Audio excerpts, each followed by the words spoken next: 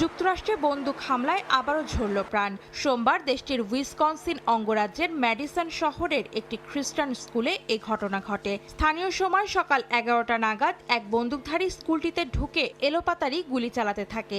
এতে ঘটনাস্থলেই প্রাণ যায় কয়েকজনের, আহত হন আরও বেশ কয়েকজন। এছাড়া সন্দেহভাজন বন্দুকধারী আত্মঘাতী গুলিতে নিহত হয়েছে বলে জানায় প্রশাসন।